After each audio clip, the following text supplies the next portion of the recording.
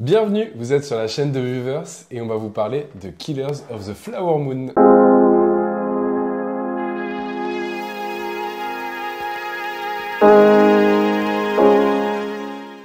Alors pour débuter, on va vous parler un peu du contexte historique. Je pense qu'il est nécessaire pour que vous compreniez plus l'histoire. En fait, c'est l'histoire du peuple Osage qui vit dans l'état du Missouri de base et ils vont être expropriés de leurs terres.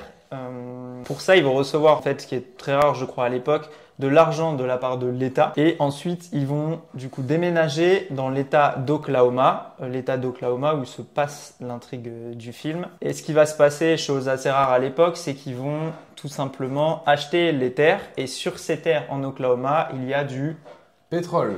Ah oui. Voilà, beaucoup de pétrole d'ailleurs en Énormément, plus, oui. qui va faire la richesse de ce peuple Osage. Voilà. C'est ça. Donc, concrètement, introduction du film. On démarre avec le personnage de Leonardo DiCaprio, donc Ernest, qui est on va dire rescapé, un ancien combattant, c'est ça, de la Première Guerre mondiale, qui a combattu en France. C'est ça, ouais. Et donc là, il va revenir chez son oncle, King. Surnommé King, Voilà, donc ça donne le ton. Du coup, avec ce fameux peuple osage et pratique et en très bonne entente. L'oncle est interprété par Robert De Niro, aussi on ne l'a pas dit. Voilà. Ça, vous avez Rien que l'image. ça. Voilà. Voilà. Bon on va pouvoir rentrer dans le vif du sujet. C'est parti maintenant.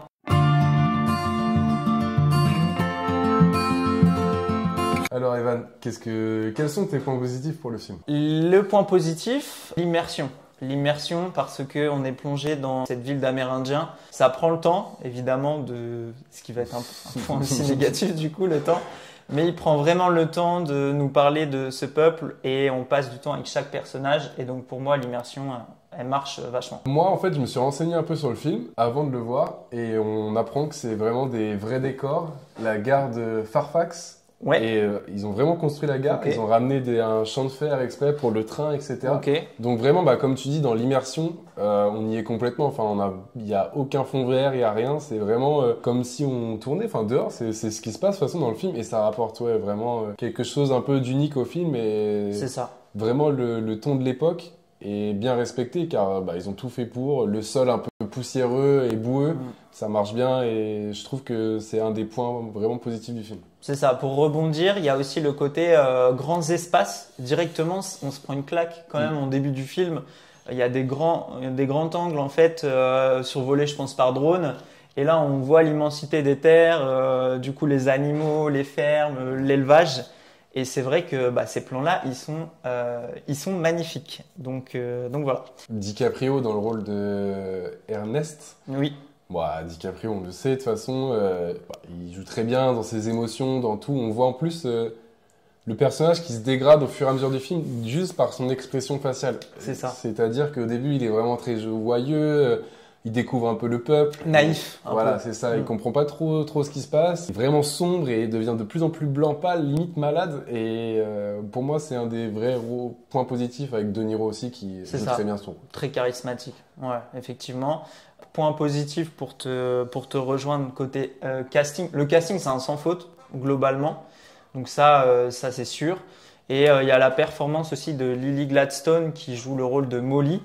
Donc une femme osage du coup que va rencontrer Leonardo DiCaprio. Moi la performance elle est incroyable, je connaissais pas du tout cette actrice là. Elle m'a mis une claque par le côté émotion. En fait elle dégage un charisme vraiment de fou.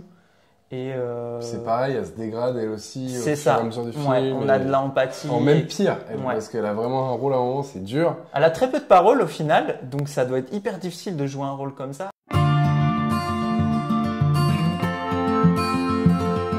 Pour moi, les points positifs, la dernière scène de fin où ils te recontextualisent un peu tout ce qui s'est passé. Oui. Où ils sont dans un théâtre, je crois, à peu près. C'est ça, avec les bruitages et tout. Moi, je trouve que c'est une bonne idée parce que... Super idée, même. Sur 3h20, et de refaire ça un peu à la fin où, en plus, on voit pas vraiment la fin, c'est dit. Et par Martin Scorsese, en fait, c'est ça. Il y a un clin d'œil où il prend du recul et raconte son propre film qu'il vient de vous proposer. Ouais, et il nous dit la fin comme ça, où le personnage de Molly meurt du diabète, et qui la poursuit pendant tout le film. Et ça nous sort un peu du côté 3h20 narratif comme ça que le film veut faire. Il le fait Super bien, super bien. Par contre, ce qui va être compliqué, ça va être plus au niveau du format. Donc voilà, je te propose de passer au point négatif, parce qu'il y en a du coup. Oui, il y en a. Moi, je trouve qu'il y en a. Ouais. Voilà, donc voilà, c'est parti pour les points négatifs.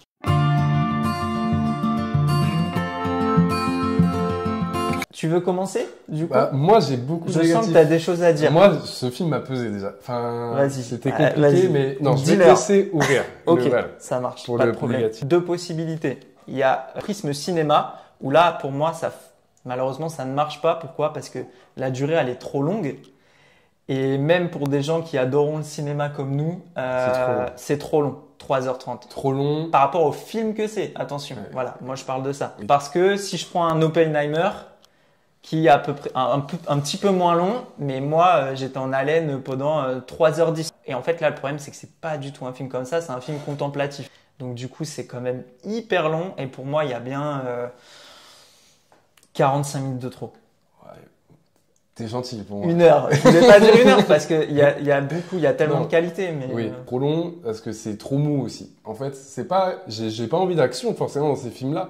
Mais vraiment, c'est du blabla, du blabla, du blabla, du blabla. C'est pas inintéressant, loin de là. C'est pas dégommer le film. Pour moi, il y a 1 heure, voire 1h15 de trop dans le film. Parce qu'il y a des moments où ça n'avance pas, il parle pour se répéter. Et du coup, malheureusement. Et au bout d'un moment, en fait, sur 3h26, et moi. Il y a des silences aussi, des fois. Ouais, ils se regardent.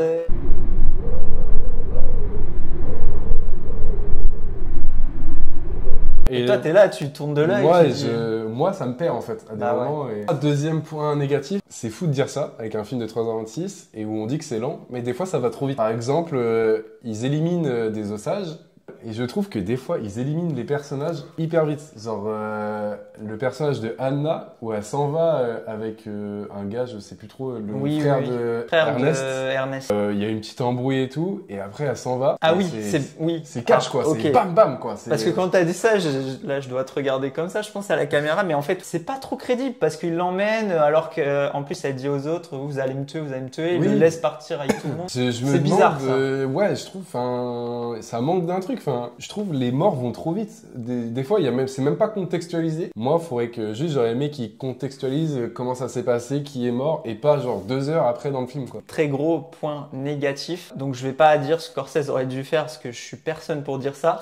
À partir de, on va dire, 1h30, même pas 1 heure de film, on sait en fait qui est derrière tout ça. On le sait réellement. Il nous montre à l'image, ok, c'est telle personne qui est associée à telle personne et qui fait ces meurtres-là. Et ça, j'ai trouvé ça hyper dommage.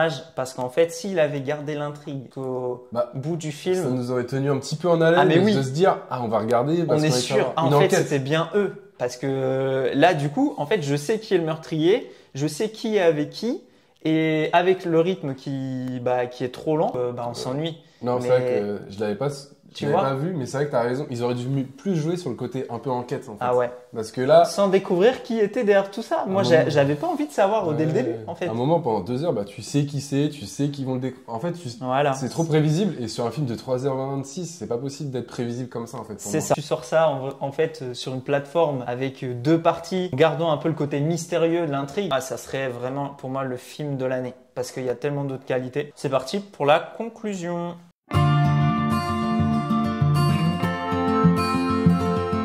Je sais qu'on a 2 avis différents sur le film. Et toi, on va commencer par... C'est quoi ta conclusion de ce film-là, en fait? Pour moi, c'est un grand film. Malheureusement, je pense qu'en fait, c'est comme un film d'auteur à 200 millions de dollars de budget. Qui malheureusement a un format qui n'est pas assez adapté au cinéma. Pas du tout moyen. Honnêtement, je m'attendais quand même à quelque chose qui m'emporte un peu plus pendant 3h30. J'adore les films qui m'apprennent des choses. Et surtout des faits historiques comme ça. Et juste pour ça, chapeau. De mettre en lumière un fait historique comme ça, c'est grave important. Moi, je suis déçu du film, mais en fait, j'aime bien les films qui font apprendre des choses. Et cette partie-là de l'histoire, on la connaît pas beaucoup.